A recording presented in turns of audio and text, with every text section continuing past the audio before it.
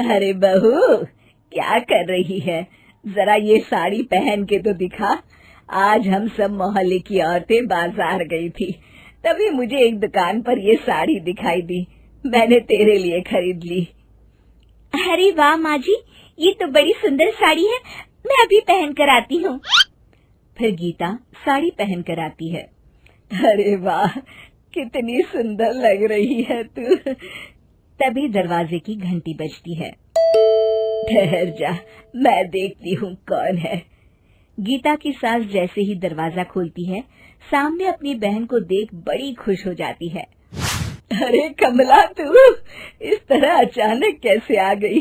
एक फोन कर देती, मैं मनोज को तुझे लेने के लिए स्टेशन पर भेज देती।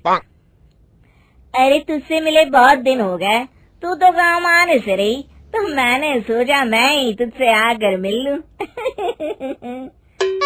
तभी कमला पूरे घर को देखती है। अरे वाह, घर तो बड़ा शानदार है। फिर कमला सामने खड़ी गीता को देखती है और कहती है, अरे बहू, तूने साड़ी तो बहुत सुंदर पहन रखी है, कहीं शादी में जा रही है क्या?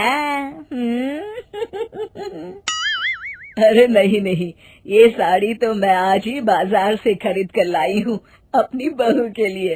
क्यों, मेरी पसंद अच्छी है ना?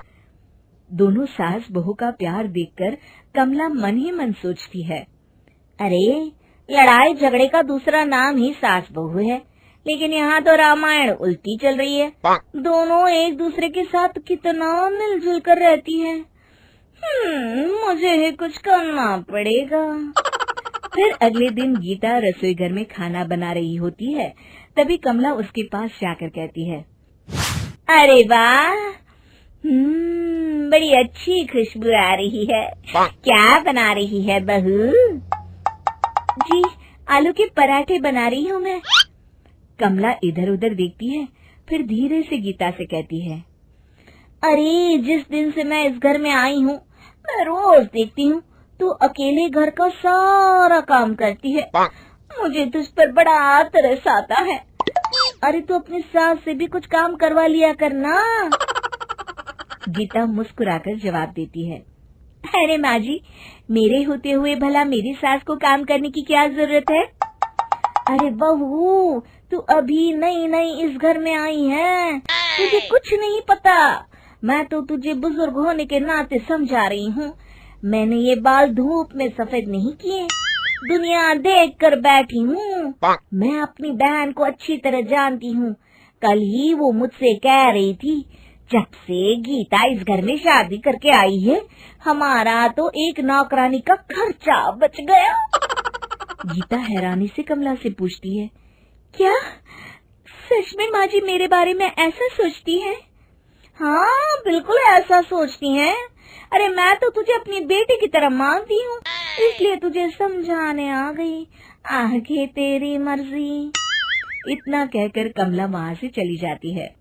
फिर उसी शाम जब गीता की सास बाजार से सब्जियां लेकर घर आती है, तो उसे देखकर कमला कहती है, अरे क्या हुआ बहन, आज तूने बाजार से आने में बहुत देर कर दी। अब क्या बताऊं कमला, आजकल मेरे घुटनों में बहुत दर्द रहता है, ठीक से चला भी नहीं जाता। हाँ, तो अब क्या पछता रही है? इसमें आखिर गलती तो तेरी ही है ना। बहू के होते हुए सास अगर घर में नौकरानी की तरह काम करे तो उसका तो यही हाल होगा ना। अरे कभी गाँव आकर देख, हम अपनी बहुओं को तलवार की धार पर रखते हैं। अरे तुझे क्या पता तेरी बहू पीठ पीछे तेरे बारे में क्या बातें करती हैं। कल ही तेरी बहू की बातें सुन रही थी, पड़ोस की मीना से कह रही थी, मेरी सास के होते हुए मुझे अपने घर में नौकरानी रखने की कोई जरूरत नहीं है। अरे ये क्या कह रही है? मेरी बहू मेरे बारे में ऐसी बातें कभी नहीं कर सकती। अरे तू तो मेरी बहन है, भला तुझसे मैं झूठ क्यों बोलूंगी? मैं तो तेरे भले के लिए बोल रही हूँ। सारा दिन अपनी बहू की चाकरी में बिता देती है, कभी बाजार से सब्जियां लाती है तो कभी उसके लिए महंगी महंगी साड़ियां लाती है। अरे तेरी अपनी कोई जिंदगी है या नहीं है? फिर गीता की सास कमला की बातें सुनकर सोच में पड़ जाती है और तभी मौका पाकर कमला वहाँ से चली जाती है। अगले दिन से कमला रोज गीता और उसकी सास दोनों को एक दूसरे के खिलाफ भड़काना शुरू कर देती।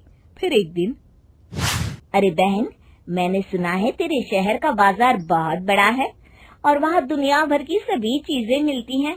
मैं सोच रही थी क्यों न चलकर आज बाजार घुमाते हैं। अच्छा ठीक है, मैं अभी बहू से पैसे लेकर आती हूँ, फिर हम दोनों चलते हैं। तभी विमला मुंह बनाकर कहती है, अरे कैसी सास है तू जो अपनी बहू से पैसे मांगती है, शर्म नहीं आती तुझे? मैं तो समझती थी तू इस घर की मालकिन है। खैर आखिरकार तेरी बहू सच ही कहती है, तू इस घर में किसी नौकरानी से कम नहीं है। विमला की बातें सुनकर गीता की सास को गीता के ऊपर बहुत गुस्सा आता है और वो सीधे गीता के कमरे में जाकर उससे तिजोरी की चाबी मांगने लगती है। तभी गीता भी अपनी सास से नाराज थी और वो तिजोरी की चाबी देने से इनकार कर देती है। फिर देखते ही देखते दोनों में बहस शुरू हो जाती है। दूसरी तरफ कमला दोनों को एक दूसरे के साथ लड़ता देख मन ही मन बहुत खुश होती है। आखिर मेरा नाम भी कमला है, जो एक बार ठान लेती हूँ उसे करके दिखाती हूँ। आखिरकार इस घर की शांति भंग हो ही गई। तभी मनोज दफ्तर से जल्दी घर आ जाता है, लेकिन घर में आते ही वो देखता है कि उसकी माँ और पत्नी किसी बात को लेकर एक दूसरे से बहस कर रही हैं। तभी मनोज की नजर अपनी मौसी पर पड़ती है, जो एक कोने में खड़ी मुस्कुरा रही होती है। मनोज समझ जाता है कि ये सब उसकी मौसी का किया धरा है। फिर मनोज अपनी मौसी को सबक सिखाने की ठानता है। उसी रात मनोज अपनी मौसी की बहू मंजू को फोन करके सारी बात बता देता है और उसे अपने घर आने के लिए कहता है। अगले दिन कमला आराम से सोफे पर बैठकर टीवी देख रही होती है। तभी अचानक वहाँ उसकी बहू मंजू आ जाती है और आते ही अपनी सास को डांटने लगती है। अरे वाह माँ जी, आप तो एक नंबर की झूठी है।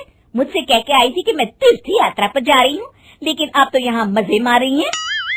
तभी गीता और उसकी सास भी वहाँ आ जाते हैं। उन्हें देखकर विमला झिझकते हुए अपनी बहू से कहती है, अरे बहू तू बेकार में नाराज हो रही है, मैं तो बस आने ही वाली थी। अरे बाजी, मुझे मत सिखाइए, मैं आपको अच्छी तरह जानती हूँ। लोगों के घरों में आग लगाने के अलावा आप करती क्या है? ये तो अच्छा हुआ कि रात को मनोज भैया ने मुझे फोन करके सब बता दिया। कम से कम इन लोगों को तो चैन से रहने दो। बहुत हो गया, अभी के अभी आप घर चलिए। तभी कमला की असलियत देख गीता और उसकी सास एक दूसरे को देखकर मुस्कुराती है और कमला अपना सामान बांधकर अपनी बहू के साथ वहाँ से चली जाती है। शिक्षा: कान का कच्चा इंसान हमेशा अपना ही नुकसान करता है।